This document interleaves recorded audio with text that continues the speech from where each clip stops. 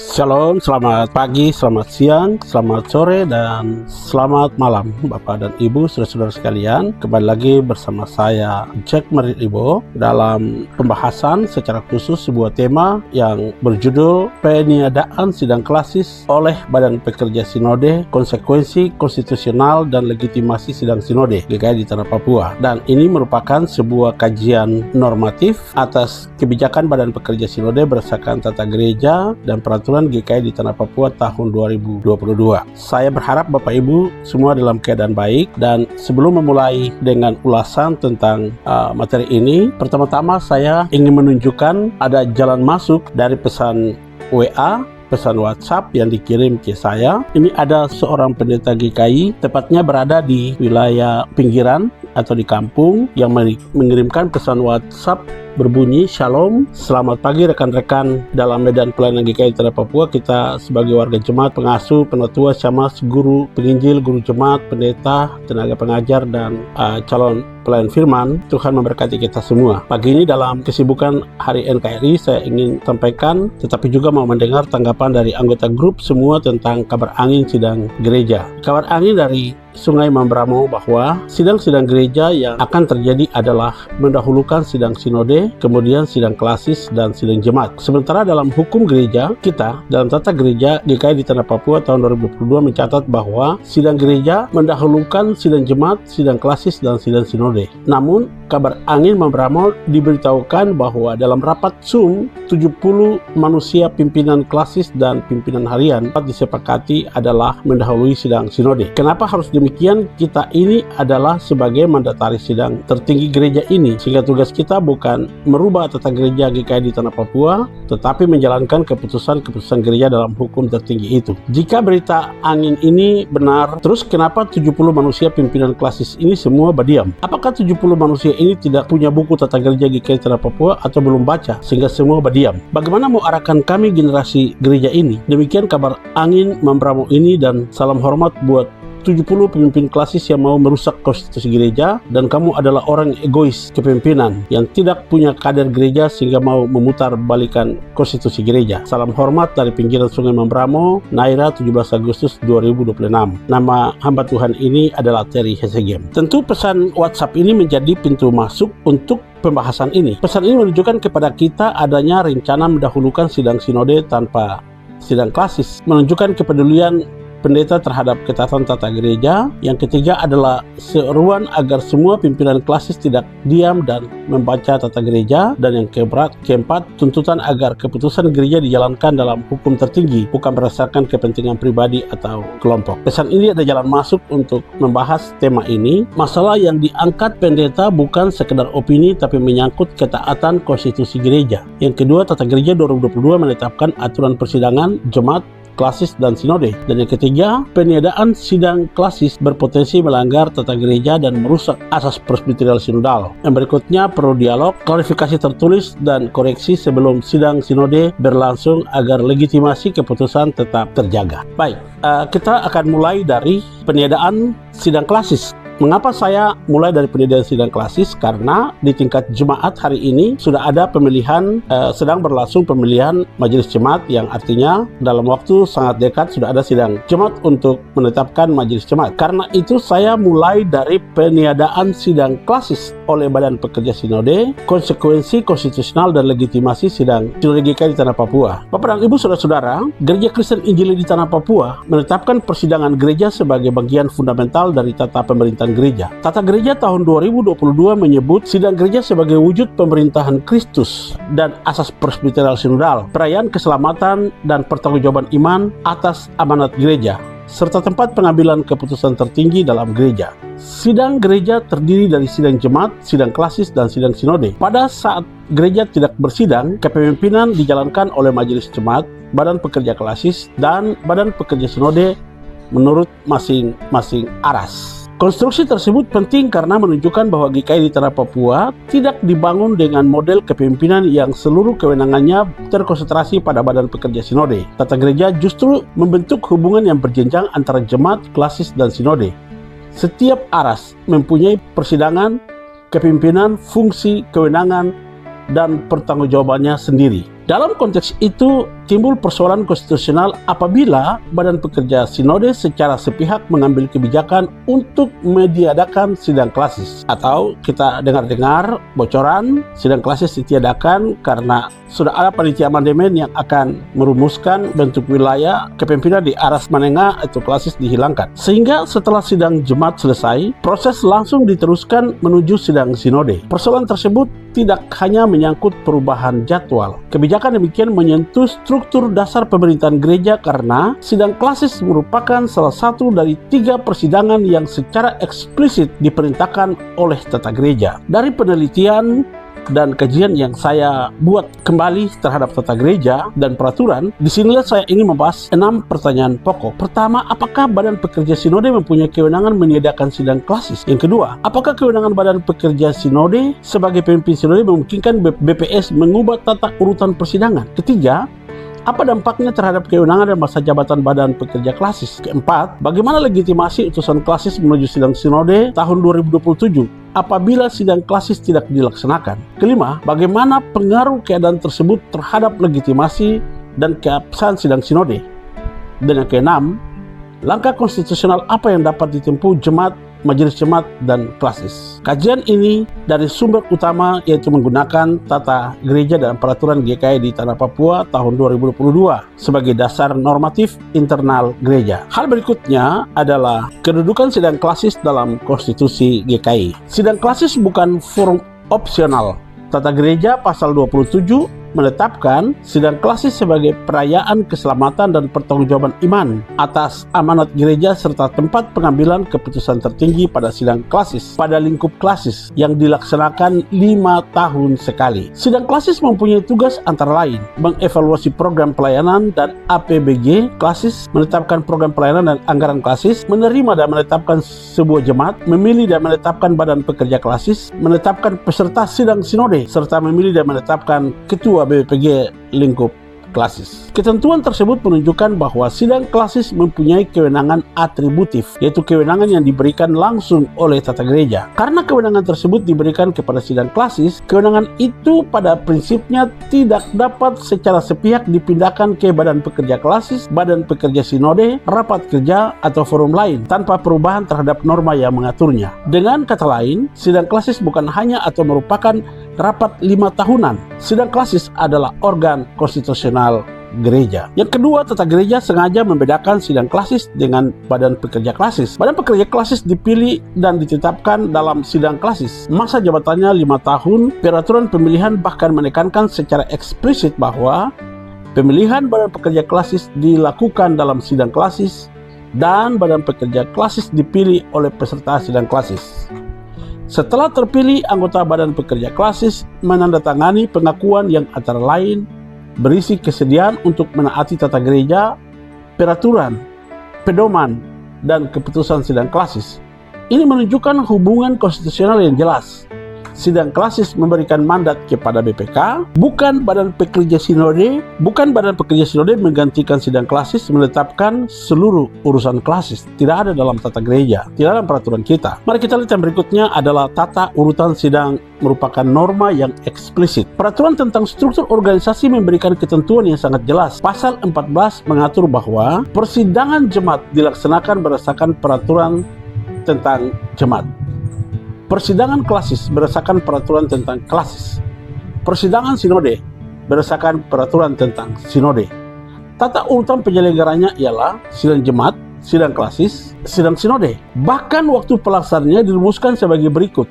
Jemaat bersidang pada bulan Januari, klasis bersidang pada bulan Februari, dan sinode bersidang pada bulan Maret. Ketentuan berikutnya memperkuat konstruksi tersebut. Pasal 15 menyatakan bahwa sidang jemaat mendahului sidang klasis dan sidang sinode. Pasal 16 menyebut sidang klasis dilaksanakan setelah sidang jemaat, dan pasal 17 kemudian menegaskan secara eksplisit sidang sinode dilaksanakan setelah sidang jemaat dan sidang klasis. Peraturan tentang sinode juga mengulang ketentuan tersebut. Pasal 4 ayat 2 menyatakan sidang sinode dilaksanakan sesudah sidang klasis.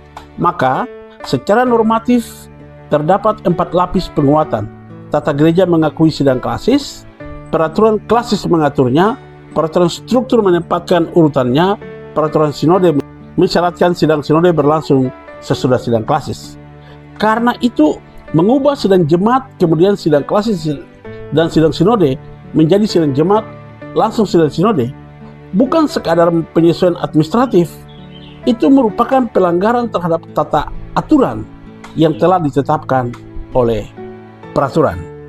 Apakah Badan Pekerja Sinode mempunyai kewenangan meniadakan sidang klasis? Yang pertama, kewenangan BPS memang luas, tetapi tidak tanpa batas. Peraturan tentang sinode memberi BPS beberapa kewenangan penting. BPS berwenang melakukan pengawasan terhadap ajaran gereja, menjaga tata gereja dan keputusan persidangan ditaati, membuat keputusan dan kebijakan gereja yang strategis, mengangkat atau memberhentikan berbagai pejabat dan badan tertentu, serta menetapkan dan memberhentikan badan pekerja klasis. Namun, pada pasal yang sama terdapat dua batas yang sangat penting. Pertama, badan pekerja sinode sendiri berkewajiban menaati tata gereja, peraturan, pedoman, dan keputusan sidang gereja. Kedua, ketua badan pekerja sinode mempunyai tugas menjaga agar tata gereja, peraturan, pedoman, dan keputusan sidang gereja ditaati dan dilaksanakan di jemaat, klasis, dan sinode. Maka secara sistematis, kewenangan badan pekerja sinode harus dibaca dalam batas tata gereja. Kewenangan badan pekerja sinode untuk membuat dan menetapkan kebijakan strategis tidak logis ditafsirkan sebagai kewenangan untuk menghapus lembaga atau tahapan yang secara eksplisit diperintahkan oleh tata gereja dan peraturan.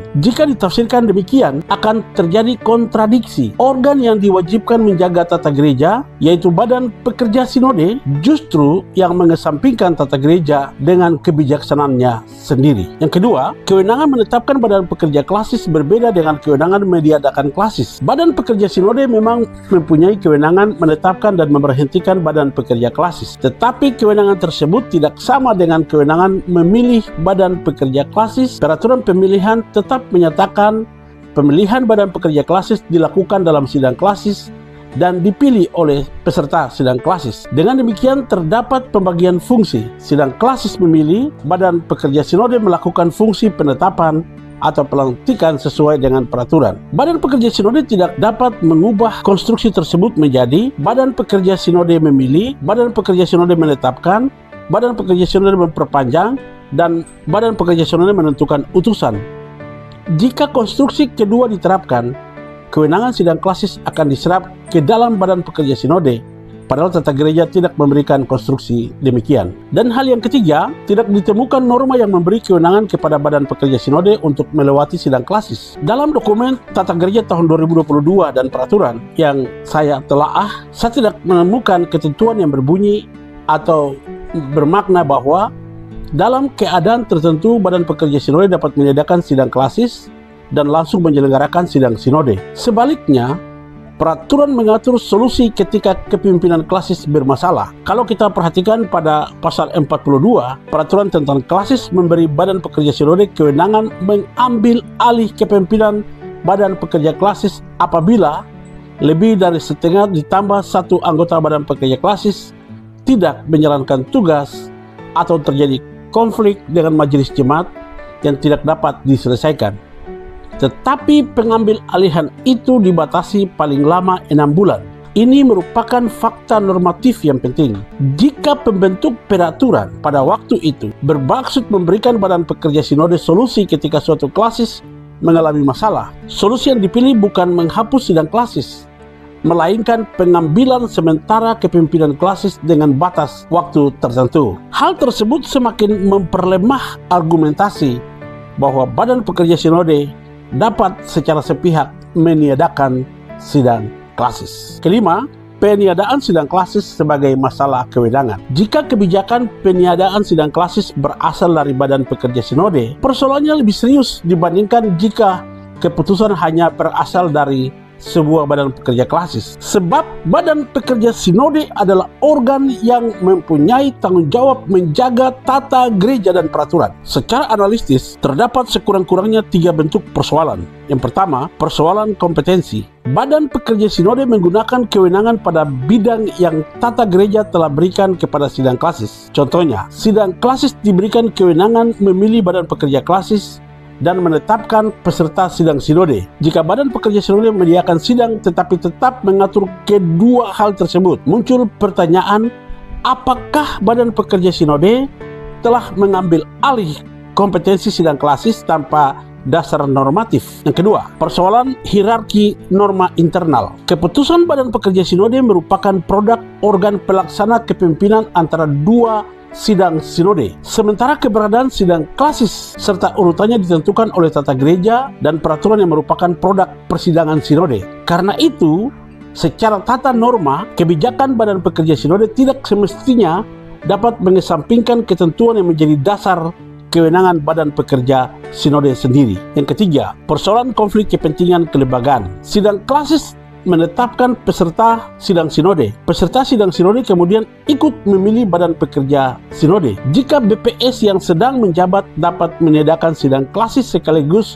menentukan mekanisme siapa yang hadir menjadi utusan klasis, maka organ yang akan dipertanggungjawabkan dan dipilih kembali dalam sidang sinode berpotensi ikut menentukan basis pemilihnya sendiri. Hal ini menimbulkan masalah serius dalam tata kelola, legitimasi, dan akuntabilitas gereja. Yang berikutnya adalah dampak terhadap Badan Pekerja Klasis. Yang pertama, masa jabatan Badan Pekerja Klasis tetap 5 tahun. Tata gereja menetapkan bahwa Badan Pekerja Klasis menjalankan masa jabatan selama 5 tahun. Peraturan tentang klasis kembali menentukan masa jabatan 5 tahun dan mengatur kemudian pencalonan kembali dalam batas periode tertentu. Tidak ditemukan ketentuan yang menyatakan karena BPS menyediakan sidang klasis, maka masa jabatan BPK otomatis diperpanjang. Oleh sebab itu, keputusan Badan Pekerja Sinode menyediakan sidang klasis tidak dapat dengan sendirinya dapat menjadi dasar normatif untuk mengubah masa jabatan 5 tahun. Yang kedua, terjadi kekosongan mekanisme regenerasi. Jika sidang klasis tidak dilaksanakan, maka tidak terjadi pertama, evaluasi 5 tahun. Yang kedua, pertanggungjawaban Badan Pekerja Klasis, pemilihan Badan Pekerja Klasis, penetapan kepemimpinan periode berikut, penggembalaan Badan Pekerja terpilih, dan pelantikan dan serah terima. Peraturan pemilihan jelas menetapkan bahwa Badan Pekerja Klasis dipilih melalui sidang klasis.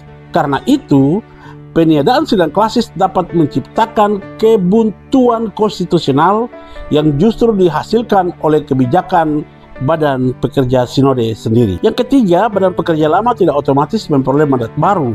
Nah, ini perlu diperhatikan oleh teman-teman Badan Pekerja Klasis yang saat ini sedang menjabat. Kalau ditiadakan sidang klasis, maka Bapak Ibu Saudara-saudara tidak memperoleh mandat baru untuk hadir dalam sidang sinode. Mandat 5 tahun yang telah diberikan tidak berubah menjadi mandat tanpa batas hanya karena forum pemilihan berikutnya tidak diselenggarakan. Ini perlu dibedakan dari keadaan transisional setelah pemilihan Badan Pekerja Klasis baru. Peraturan memang mengatur serah terima dan pelantikan Badan Pekerja Klasis. Namun ketentuan transisi tersebut tidak dapat dipakai sebagai dasar memperpanjang periode yang telah habis untuk waktu yang tidak tertentu. Dengan demikian, jika Badan Pekerja Sinode sendiri menyediakan sidang klasis, tetapi sekaligus mempertahankan Badan Pekerja Klasis selama melampaui periode normal tanpa mekanisme yang jelas, terdapat persoalan legitimasi masa jabatan BPK. Kita lihat yang ketujuh adalah dampak terhadap legitimasi utusan klasis ke sidang sinode. Ini merupakan salah satu konsekuensi paling serius. Tata gereja memberikan tugas kepada sidang klasis untuk menetapkan peserta sidang sinode. Peraturan tentang sinode kemudian menentukan komposisi peserta dari klasis. Utusan klasis terdiri dari 5 orang unsur pimpinan klasis, peninjau dari unsur klasis, pemuda dan perempuan juga dikaitkan dengan proses melalui sidang klasis. Jika Badan Pekerja Sinode menyediakan sidang klasis, timbul pertanyaan mendasar, atas keputusan siapa seseorang menjadi utusan resmi klasis? Jika dijawab oleh Badan Pekerja Sinode, maka harus ditunjukkan norma yang memberikan kewenangan tersebut. Berdasarkan dokumen yang saya periksa di dalam tata gereja dan peraturan, kewenangan menetapkan peserta justru ditetapkan pada sidang klasis. Karena itu, peniadaan sidang klasis menghasilkan cacat pada mata rantai mandat representasi. Jemaat, sidang klasis, utusan klasis, dan sidang sinode berubah menjadi jemaat, Badan Pekerja Sinode atau BPK, utusan, dan sidang sinode. Konstruksi yang kedua tidak sama dengan yang ditetapkan tata gereja dan peraturan GKI di Tanah Papua tahun 2022. Dampak terhadap pemilihan Badan Pekerja Sinode. Persoalan utusan menjadi lebih penting karena mereka bukan sekedar undangan peserta sidang sinode, mempunyai hak suara, hak bicara, hak memilih, dan hak dipilih. Peraturan pemilihan bahkan menyatakan bahwa peserta resmi yang hendak memilih Badan Pekerja Sinode terdiri dari utusan klasis dan badan pekerja sinode. Pemilihan dinyatakan sah apabila dihadiri setengah ditambah 1 dari jumlah peserta. Maka apabila utusan dari klasis tidak dibentuk melalui mekanisme yang diperintahkan tata gereja, masalahnya dapat sangat mempengaruhi: pertama, daftar peserta resmi, perhitungan quorum, hak pencalonan, hak memilih, hak pemilihan, dan legitimasi badan pekerja sinode periode berikutnya. Persoalan ini semakin sensitif apabila badan pekerja sinode yang sedang menjabat merupakan pihak yang memerintahkan agar sidang klasis ditiadakan. Secara tata kelola, situasinya dapat menjadi badan pekerja sinode lama mengubah mekanisme pembentukan peserta. Peserta tersebut hadir dalam sidang sinode, peserta tersebut ikut memilih badan pekerja sinode berikutnya. Dalam kondisi tersebut, persoalan tidak lagi sekedar administratif. Ia menyentuh integritas proses suksesi kepemimpinan sinode. Kita tidak bisa lihat dari luar tata gereja itu, kita perlu lihat dari dalam tata gereja dan peraturan itu sendiri. Peraturan jelas menyatakan sidang sinode dilaksanakan sesudah sidang klasis. Peraturan struktur juga menegaskan bahwa sidang sinode berlangsung setelah sidang jemaat dan sidang klasis.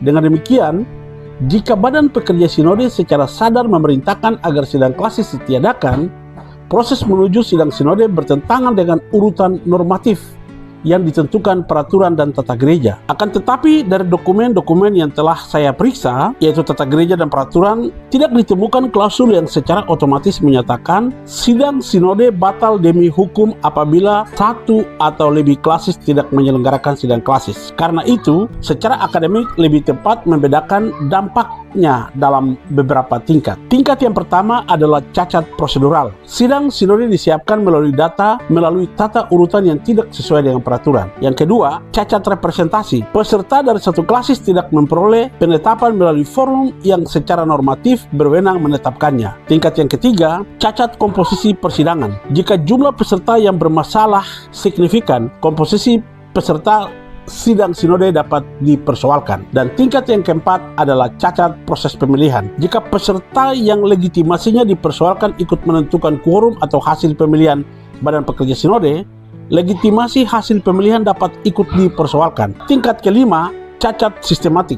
Jika peniadaan sidang klasis merupakan kebijakan umum badan pekerja sinode yang berlaku bagi seluruh klasis, maka sifat persoalannya berubah. Ini bukan lagi penyimpangan satu klasis. Ini berarti salah satu tingkat persidangan dalam sidang GKI secara sistematis telah dilewati atas instruksi organ sinode. Dalam keadaan tersebut, argumentasi tentang cacat legitimasi sidang sinode menjadi jauh lebih kuat. Di sini ada formulasi yang lebih tepat. Peniadaan sidang klasis oleh badan pekerja sinode tidak secara otomatis dapat disebut membatalkan sidang sinode tanpa adanya mekanisme atau keputusan pembatalan yang diatur secara tegas. Namun, tindakan tersebut menimbulkan cacat kewenangan, cacat prosedur, dan cacat representasi yang serius. Apabila cacat tersebut mempengaruhi komposisi peserta, quorum, hak suara, atau hasil pemilihan, legitimasi konstitusional sidang sinode, dan keputusan-keputusannya dapat dipersoalkan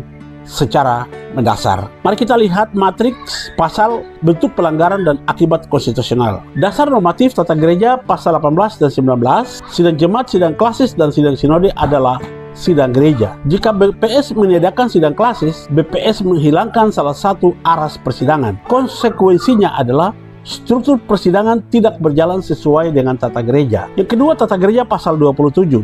Sidang klasis adalah forum keputusan tertinggi pada klasis. Jika BPS menyediakan sidang klasis, kewenangan sidang klasis tidak dijalankan. Terjadi kekosongan forum konstitusional klasis. Yang ketiga, tata gereja pasal 27 ayat 2. Sidang klasis menetapkan peserta sidang sinode. Jika BPS menyediakan sidang klasis, maka peserta ditetapkan tanpa sidang klasis. Konsekuensinya adalah legitimasi mandat utusan dapat dipersoalkan. Yang keempat, tata gereja pasal 29. Badan pekerja klasis dipilih melalui sidang klasis dan menjabat 5 tahun. Jika BPS menyediakan sidang klasis, sidang ditiadakan sehingga tidak ada pemilihan badan pekerja klasis yang baru. Konsekuensinya adalah persoalan legitimasi badan pekerja klasis setelah masa jabatan berakhir. Peraturan struktur pasal 14. Urutan sidang adalah jemaat klasis sinode. Jika badan pekerja sinode meniadakan sidang klasis, Badan Pekerja Sinode mengubah menjadi jemaat dan sinode. Berarti konsekuensinya bertentangan dengan aturan eksplisit peraturan. Peraturan struktur pasal 16, sidang klasis membahas LPJ, program APBG, dan memilih BPK. Jika BPS meniadakan sidang klasis, maka seluruh fungsi tersebut dilewati. Konsekuensinya, akuntabilitas dan regenerasi kepemimpinan terganggu. Yang berikutnya, yang ketujuh, peraturan struktur pasal 17, sidang sinode sesudah sidang jemaat dan sidang klasis. Sinode diselenggarakan tanpa sidang klasis, cacat prosedural proses menuju sinode. Peraturan sinode pasal 4, sidang sinode dilaksanakan sesudah sidang klasis. Badan Pekerja Sinode menyelenggarakan sidang sinode sebelum atau tanpa sidang klasis. Itu menjadi jika Badan Pekerja Sinode meniadakan. Ketidaksesuaian langsung dengan peraturan sinode. Peraturan sinode pasal 11, Badan Pekerja wajib menjaga dan menaati tata gereja. Jika Badan Pekerja Sinode menyediakan klasis, maka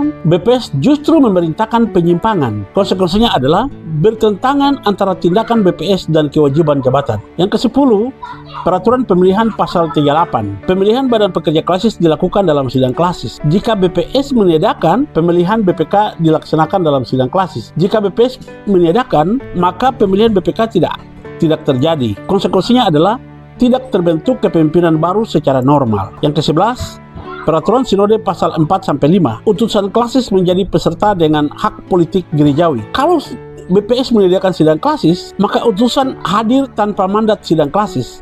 Hak suara dan hak memilih dapat dipersoalkan. Yang ke-12, peraturan pemilihan Badan Pekerja Sinode. Utusan klasis dan BPS merupakan pemilih resmi. Utusan bermasalah ikut memilih, berpotensi mempengaruhi quorum dan hasil pemilihan. Yang ke-13, peraturan klasis pasal 42. Badan Pekerja Sinode dapat mengambil alih kepemimpinan klasis dalam kondisi tertentu maksimal 6 bulan. Jika Badan Pekerja Sinode meniadakan klasis, maka BPS memilih menghapus sidang klasis daripada menggunakan mekanisme yang tersedia. Konsekuensinya adalah kebijakan peniadaan sulit dibenarkan sebagai satu-satunya solusi. Yang keempat, penjelasan struktur organisasi. Sistem berdasarkan prinsip presbiteral sinodal. Kalau Badan Pekerja Sinode meniadakan klasis, maka aras klasis dilewati. Konsekuensinya, hubungan jemaat klasis dan sinode menjadi terputus. Dasar mengenai struktur, urutan, dan fungsi sidang klasis terdapat secara jelas dalam peraturan struktur organisasi. Sementara kewajiban Badan Pekerja Sinode untuk menaati serta menjaga pelaksanaan tata gereja terdapat dalam peraturan sinode. Yang ke-11 adalah peniadaan sidang klasis dan asas presbiterial sinodal. Persoalan ini tidak cukup dianalisis hanya dari satu pasal. Peraturan struktur organisasi sendiri menjelaskan bahwa penataan struktur GKI harus berlangsung sebagai satu kesatuan yang tertib berdasarkan asas presbiterial sinodal dan melibatkan seluruh warga gereja pada setiap jenjang struktur. Penjelasan berikutnya menyatakan bahwa struktur organisasi merupakan hubungan tanggung jawab dan wewenang yang membuat setiap pejabat memahami tugas serta batas kewenangannya. Dalam sistem seperti ini, klasis mempunyai posisi substantif. Jemaat bukan cabang administratif sinode. Klasis bukan kantor perantara yang boleh dihapus untuk satu siklus. Sinode juga bukan satu-satunya tempat seluruh kehendak gereja dibentuk. Masing-masing mempunyai form pertanggungjawaban. Karena itu Badan Pekerja Sinode menyediakan sidang klasis. Dampaknya secara eklesiologi adalah sentralisasi kewenangan yang tidak mudah dipertemukan dengan struktur presbiterial sinodal yang sedang dijalankan oleh tata gereja 2022. Langkah konstitusional yang dapat ditempuh jemaat. Dalam keadaan seperti ini, saya menyarankan warga jemaat dan majelis jemaat sebaiknya tidak bergerak hanya melalui opini publik. Langkah internal perlu dibuat terukur dan terdokumentasi. Yang pertama, sidang jemaat. Kalau nanti terselenggara sidang jemaat dapat menghasilkan keputusan resmi yang menolak peniadaan sidang klasis. Dasarnya bukan sekedar ketidaksetujuan, tetapi tata gereja dan peraturan yang mengharuskan keberadaan sidang klasis. Keputusan sidang jemaat juga mempunyai legitimasi kuat daripada surat pribadi. Yang kedua, majelis jemaat dapat meminta secara tertulis kepada Badan Pekerja Klasis agar tetap mempersiapkan sidang klasis. Apabila Badan Pekerja Klasis menyatakan tidak dapat melaksanakan karena instruksi Badan Pekerja Sinode, jemaat perlu meminta salinan atau dasar tertulis instruksi tersebut. Ini penting agar objek yang dipersoalkan jelas. Yang ketiga, meminta Badan Pekerja Sinode menjelaskan dasar normatif kebijakan peniadaan sidang klasis. Pertanyaannya harus konkret. Pasal mana dalam tata gereja atau peraturan yang memberikan kewenangan kepada Badan Pekerja Sinode untuk menghapus sidang klasis dan mengganti urutan sidang jemaat, sidang klasis, dan sidang sinode. Yang keempat, menggunakan mekanisme sidang klasis khusus apabila syarat terpenuhi. Tata Gereja pasal 27 ayat 4 membuka kemungkinan sidang klasis khusus atas permintaan jemaat dengan persetujuan Badan Pekerja Sinode. Kebijakan Badan Pekerja Sinode yang meniadakan seluruh sidang klasis justru perlu diuji terhadap ketentuan ini, karena Tata Gereja menyediakan mekanisme sidang khusus, bukan penghapusan sidang klasis. Yang kelima, majelis jemaat perlu meminta pertimbangan Badan Pertimbangan Gereja. Badan Pertimbangan Gereja mempunyai tugas memberikan pertimbangan mengenai kehidupan bergereja kepada Badan Pekerja Sinode. Diminta maupun tidak diminta, jemaat dapat menyampaikan telaah dan meminta agar memberikan pertimbangan teologi serta tata kelola kepada Badan Pekerja Sinode. Yang keenam, meminta Badan Pekerja Sinode melakukan koreksi terhadap kebijakannya sebelum sidang sinode, karena Badan Pekerja Sinode sendiri berkewajiban menjaga ketaatan terhadap tata gereja. Koreksi internal sebenarnya merupakan solusi yang paling sesuai dengan sistem gereja. Yang ketujuh, mengajukan keberatan mengenai mandat utusan sebelum mereka menggunakan hak suara. Apabila sidang sinode tetap dilaksanakan, jemaat dan klasis dapat menyampaikan keberatan tertulis mengenai status utusan yang tidak pernah ditetapkan melalui sidang klasis. Dokumen yang saya periksa belum memperlihatkan prosedur banding khusus mengenai verifikasi mandat. Karena itu, keberatan perlu disampaikan kepada BPS dan kepada majelis sidang ketika persidangan dimulai. Yang kedelapan, membuat dokumentasi konstitusional lengkap. Simpan keputusan surat BPS, surat BPK, notulen rapat, daftar periode jabatan BPK, dokumen pelantikan, dan segala instruksi mengenai pembatalan atau peniadaan sidang klasis.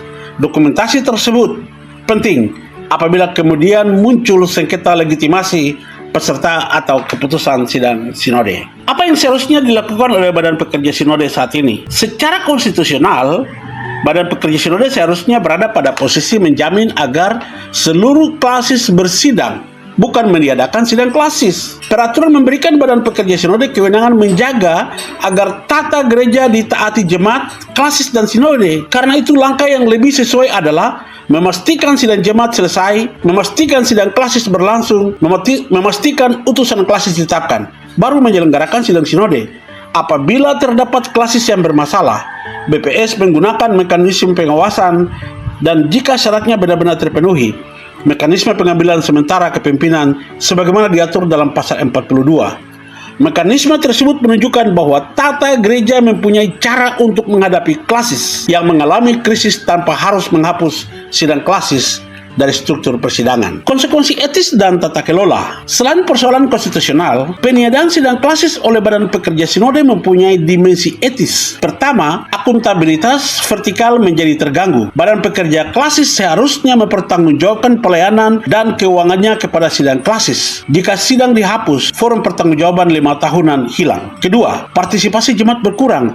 Pokok-pokok pikiran dari sidang jemaat seharusnya digumuli bersama jemaat-jemaat lain dalam klasis sebelum dibawa ke sinode. Ketiga, terjadi konsekuensi kekuasaan. Badan Pekerja Sinode yang seharusnya menjadi mandataris sidang sinode berpotensi menentukan apakah forum klasis akan ada, siapa peserta sinode, dan pada akhirnya siapa yang akan ikut memilih Badan Pekerja Sinode berikutnya.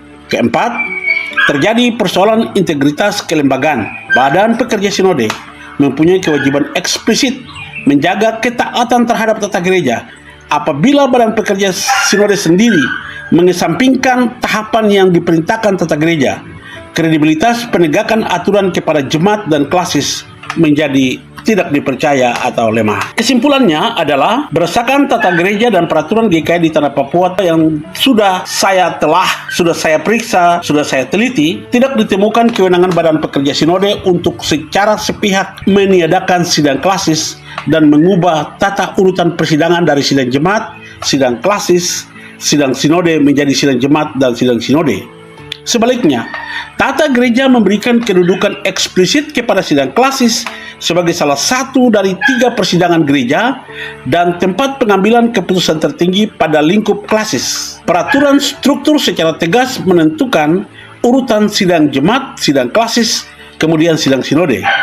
Peraturan sinode juga menyatakan bahwa sidang sinode diselenggarakan sesudah sidang klasis. Kewenangan Badan Pekerja Sinode memang luas, tetapi kewenangan tersebut dibatasi oleh tata gereja. Badan Pekerja Sinode justru mempunyai kewajiban menaati serta menjaga agar tata gereja, peraturan, pedoman, dan keputusan persidangan dilaksanakan di seluruh aras. Karena itu, apabila Badan Pekerja Sinode mengambil kebijakan menghapus sidang klasis, terdapat indikasi kuat terjadinya cacat kewenangan dan konflik dengan kewajiban normatif BPS itu sendiri. Peniadaan sidang klasis juga menimbulkan konsekuensi berantai. BPK kehilangan forum pertanggungjawaban dan pemilihan periodiknya.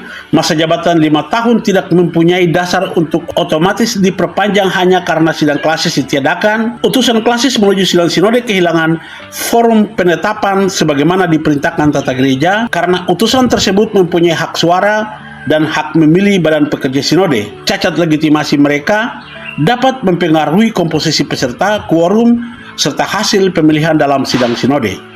Karena itu, apabila kebijakan peniadaan sidang klasis diberlakukan kepada seluruh klasis, persoalannya dapat berkembang menjadi cacat sistematik dalam proses pembentukan sidang sinode. Di akhir video ini saya mengulas sebagai tambahan, kelanjutan ditiadakan sidang klasis lalu hasil sidang sinode di Wondama meniadakan Badan Pekerja Klasis dan kemudian menggantikannya sebagai resort atau klasis tetap ada tapi dalam pengertian unit kerja. Saya pikir ini harus hati-hati. Kehati-hatian ini tentu berangkat dari sebuah argumentasi yang saya perlu kemukakan untuk wajib kita pertimbangkan. Yang pertama, klasis bukan sekadar tingkat administrasi di posisi tengah. Peraturan struktur organisasi tahun 2022 secara eksplisit menyebut struktur GKI terdiri dari jemaat, klasis, dan sinode. Klasis didefinisikan sebagai persekutuan jemaat-jemaat pada wilayah tertentu dan Badan Pekerja Klasis dipilih melalui sidang klasis, bukan ditunjuk oleh sinode GKI. Bahkan tata gereja menyatakan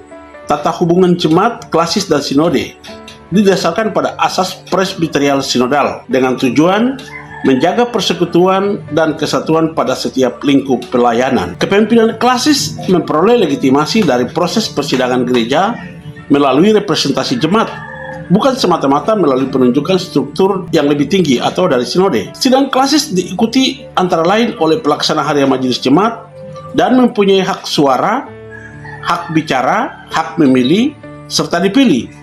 Badan Pekerja Sinode hadir sebagai penasihat dengan hak bicara. Ini menunjukkan sesuatu yang penting. Legitimasi klasis bergerak dari bawah melalui jemaat menuju struktur wilayah atau klasis. Nah, itu yang pertama. Yang kedua, klasis adalah intermediate governance structure, struktur pemerintah gerejawi antara jemaat dan sinode. Fungsinya bukan hanya meneruskan surat. Badan Pekerja Klasis secara eksplisit diberi tugas kepemimpinan, organisasi, pembinaan, pelayanan, dan pengembalaan kepada jemaat-jemaat dalam lingkup klasis. Anggota Badan Pekerja Klasis juga mempunyai tugas menindaklanjuti aspirasi jemaat, pemerintah, dan lembaga adat, memberi pertimbangan terhadap program gereja, penempatan pelayan firman, pemekaran jemaat, pembentukan jemaat, serta mengawasi proses pemilihan majelis jemaat. Jadi, klasis sesungguhnya menjalankan sedikitnya 6 fungsi strategis, yaitu representasi, koordinasi, pembinaan, penggembalaan, kontekstual respon, dan penghubung jemaat ke sinode. Yang ketiga, GKI dalam konteks Papua. Jika wilayah gereja kecil, seluruh jemaat berdekatan, akses transportasi mudah, komunikasi cepat, dan masalah sosial relatif homogen, mungkin argumentasi merampingkan struktur akan lebih mudah. Tetapi konteks tanah Papua berbeda. Wilayah pelayanan sangat luas, kondisi geografis berbeda. Ada wilayah pesisir, kepulauan, pegunungan, perkotaan, pedalaman, dan daerah dengan akses transportasi serta komunikasi yang sangat berbeda. Menariknya, peraturan GKI sendiri sebenarnya mengakui faktor geografis ini. Dalam ketentuan pembentukan klasis, peraturan kita secara khusus meminta perhatian terhadap luas wilayah, jangkauan pelayanan, kesulitan sarana transportasi dan komunikasi, serta jarak yang jauh. Artinya, secara normatif pun, yang membentuk peraturan memahami bahwa geografi menentukan desain kelembagaan pelayanan. Karena itu pertanyaan yang harus diajarkan sebelum menghilangkan struktur tengah justru apakah penghapusan klasis memperpendek jarak pelayanan atau malah memperjauh jemaat dari pusat pengambilan keputusan. Yang berikutnya, masalah span of control. Bayangkan sinode harus berhubungan langsung dengan sangat banyak jemaat. Maka pola yang sebelumnya jemaat klasis sinode berubah menjadi jemaat sinode. Secara teori organisasi, ini memperbesar span of control, yaitu jumlah unit yang harus secara langsung dikoordinasikan oleh suatu pusat kepemimpinan. Konsekuensinya bisa berupa informasi menjadi terlalu banyak, keputusan melambat, konteks lokal tidak terbaca, administrasi pusat membesar, dan pelayanan makin birokratis. Ironisnya, tujuan menghapus struktur seringkali adalah efisiensi. Tetapi jika tidak dirancang dengan benar, hasilnya justru bisa menjadi pemusatan kewenangan tanpa kapasitas yang memadai. Yang kelima, klasis mempunyai fungsi lokal intelijensi. BPS mungkin mengetahui keadaan GKI secara makro. Majelis jemaat mengetahui satu jemaat secara sangat mikro. Klasis berada di antara keduanya. Ia mengetahui jemaat mana yang sedang konflik, daerah mana yang membutuhkan pelayan firman, pemerintah daerah mana yang sedang membuat kebijakan tertentu, masyarakat adat mana yang menghadapi persoalan, jemaat baru mana yang perlu dibentuk, daerah mana sulit transportasi, dan isu sosial apa yang sedang berkembang di suatu wilayah. Itu dapat disebut kedekatan institusi dengan konteks pelayanan. Bahkan, tugas badan pekerja klasis yang tertulis dalam peraturan menunjukkan fungsi ini. Badan pekerja klasis menindaklanjuti saran dan usul dari jemaat, pemerintah, dan lembaga adat, serta bertanggung jawab terhadap wilayah yang hendak dimekarkan menjadi klasis dan pembentukan jemaat baru. Maka klasis bukan hanya transformation belt dari sinode. Klasis adalah sensor organisasi. Ia menangkap realitas lokal dan menerjemahkannya menjadi pelayanan gereja. Yang keenam, aliran program GKI memang dirancang melewati klasis. Penjelasan peraturan struktur mengatakan mengapa urutan sidang jemaat, sidang klasis, dan sidang sinode dibuat. Pokok program dari sidang jemaat diteruskan ke klasis. Kemudian klasis mengkonsolidasikannya menjadi program klasis, lalu diteruskan ke sinode untuk menjadi program gereja secara utuh. Ini sangat penting, artinya klasis berfungsi sebagai agregator. Bayangkan ada 2.000 aspirasi dari 2.000-an jemaat. Sinode tidak menerima semuanya secara mentah. Klasis menyaring, mengelompokkan, mengkontekstualisasi, memprioritaskan, dan mengkonsolidasikan, lalu dibawa ke sinode. Jika klasis dihapus, kita harus jawab pertanyaan berikut ini. Siapa yang akan melakukan fungsi agregasi itu? Kalau jawabannya sinode, maka sinode harus membangun kapasitas baru yang sangat amat besar. Kalau jawabannya sinode resort, maka sebenarnya muncul pertanyaan lain. Apakah sinode resort pada akhirnya akan menjalankan fungsi yang selama ini dilakukan klasis, hanya dengan nama dan bentuk yang berbeda? Saya pikir inilah pertanyaan desain kelembagaan yang sangat penting dijawab oleh kita jika kita mau menghilangkan klasis. Di poin 7, Badan Pekerja Klasis punya jasa besar membesarkan GKI. Pertumbuhan dan perluasan pelayanan GKI di tanah Papua tidak dapat kita lepas dari peran historis Badan Pekerja Klasis sebagai struktur yang bekerja paling dekat dengan jemaat-jemaat, wilayah pelayanan, masyarakat adat, pemerintah daerah, dan dinamika sosial setempat. Karena itu, perubahan radikal terhadap kedudukan klasis tidak seharusnya dilakukan hanya berdasarkan pertimbangan penyederhanaan struktur, tetapi harus didahului evaluasi empiris terhadap kontribusi, kelemahan, kapasitas, dan risiko kelembagaannya. Yang kedelapan, sinode resort dapat dipertimbangkan, tetapi pembentukannya tidak otomatis mensyaratkan penghapusan klasis. Saya juga mengakui dan setuju tentang kebutuhan perubahan GKI. Namun, saya meminta agar perubahan dilakukan berdasarkan institutional design, bukan sekedar mengganti kotak dalam bagan organisasi. Ada beberapa kemungkinan model.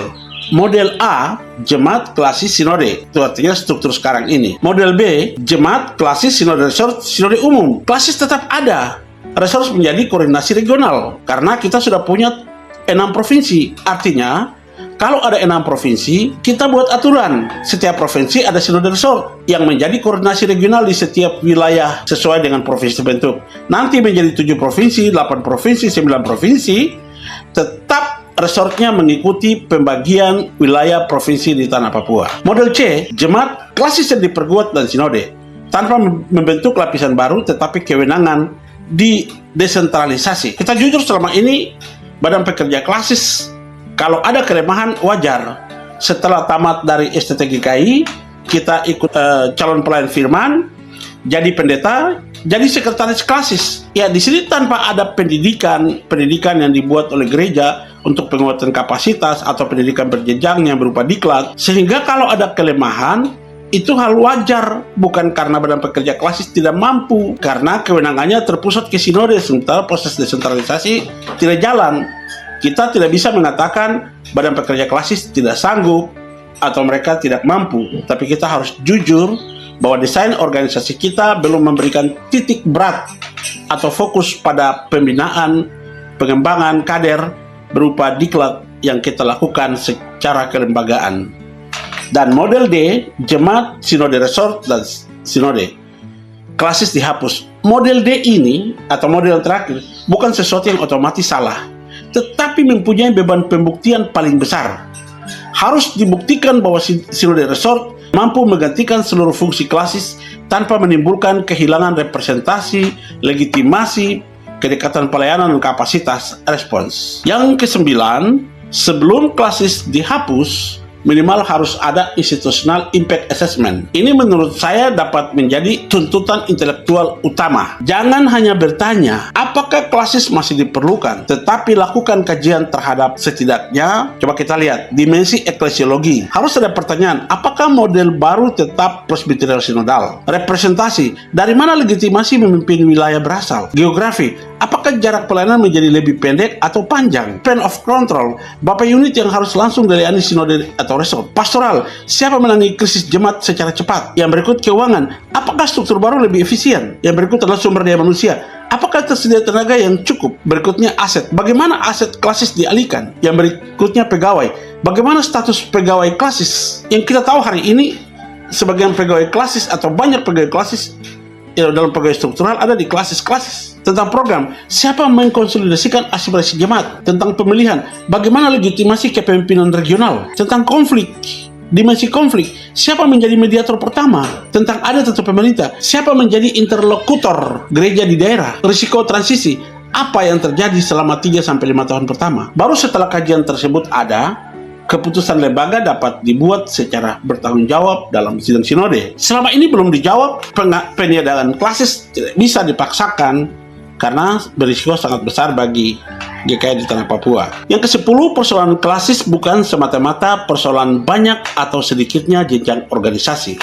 Dalam sistem presbyterial sinodal GKI di tanah Papua, klasis merupakan struktur antara yang memiliki fungsi representatif, koordinatif, pastoral, administrasi, dan kontekstual. Dalam konteks geografis dan sosial tanah Papua yang luas dan kompleks, peniadaan struktur tersebut tanpa analisis kelembagaan, eklesiologis, geografis, pelayanan, dan risiko transisi yang memadai berpotensi menciptakan kesenjangan antara jemaat dan sinode, memperbesar sentralisasi, melemahkan respon pelayanan wilayah, dan mengurangi legitimasi partisipatif dalam pemerintahan gereja. Banyak kader calon pemimpin GKI kita harus akui adalah lulusan dari sekolah yang namanya Badan Pekerja Klasis. Semua jebolan Badan Pekerja Klasis itu calon pimpinan sinode, dan bahkan di dalam syarat menjadi pimpinan sinode salah satunya adalah pernah menjabat atau sedang menjabat sebagai Badan Pekerja Klasis, dihitung sebagai pengalamannya. Jadi kalau Badan Pekerja Klasis ini hilang, berarti tidak ada kader-kader gereja yang mapan, yang lahir dari sebuah pengalaman organisasi di tingkat wilayah. Yang ke-11, Rumah Besar GKI. Selama kepemimpinan Pendeta Albert Yoku sebagai pimpinan sinode, atau mungkin pemimpin-pemimpin sebelum pimpinan sinode lain yang pernah menjabat, memberikan terminologi bangunan GKI sebagai bangunan rumah besar, sehingga muncul istilah membangun rumah besar GKI. Nah, mari kita bayangkan GKI di tanah Papua sebagai sebuah rumah besar yang dibangun di atas wilayah pelayanan yang sangat luas. Jemaat adalah tempat kehidupan gereja berlangsung. Sinode mengikat keseluruhan rumah itu menjadi satu kesatuan. Tetapi di antara keduanya terdapat klasis sebagai struktur penyangga yang selama puluhan tahun menghubungkan kehidupan jemaat dengan kepemimpinan sinode. Saya besar di kampung, jadi kalau bangun rumah disebut tiang penyangga. Tiang penyangga tentu dapat diperbaiki, diperkuat, bahkan didesain ulang. Namun mencabut tiang penyangga tanpa terlebih dahulu menghitung beban yang selama ini ditopangnya adalah tindakan yang sangat berisiko tinggi. Persoalannya bukan apakah struktur boleh berubah. Persoalannya adalah apakah perubahan itu membuat rumah semakin kuat atau justru rumah besar GKI kehilangan daya topangnya. Masihkah klasis diperlukan? Jangan cabut tiang penyangga sebelum menghitung bebannya, karena ada risiko penyediaan klasis dalam transformasi struktur GKI di tanah Papua. Sebagai penutup dari kedua materi pokok ini, hal yang paling penting adalah mari kita memperbaiki proses sebelum sidang sinode berlangsung. Karena kalau kita tidak ambil langkah preventif penyelamatan GKI setelah keputusan besar pemilihan badan pekerja sinode dan penetapan kebijakan 5 tahunan dilakukan di sidang sinode tahun 2027, penyelesaian persoalan legitimasi akan jauh lebih rumit. Badan pekerja sinode adalah mandataris sidang sinode, bukan pemilik tata gereja. Badan pekerja klasis adalah mandataris sidang klasis, bukan pengganti sidang klasis. Sidang klasis adalah forum konstitusional, bukan agenda yang dapat dihapus oleh kebijakan administratif. Karena itu, sidang jemaat, sidang klasis, sidang sinode bukan sekedar urutan acara. Itulah mata rantai representasi pertanggungjawaban, legitimasi, dan pemerintahan Presbyterian Sinodal GKI di tanah Papua. Jika satu mata rantai tersebut sengaja dihapus oleh badan pekerja sinode, maka yang dipersoalkan bukan hanya sidang klasis atau kedudukan klasis. Yang ikut dipertaruhkan adalah silakan Bapak Ibu berefleksi untuk GKI yang kita kasihi. Sekian dari saya, Shalom, salam bahagia.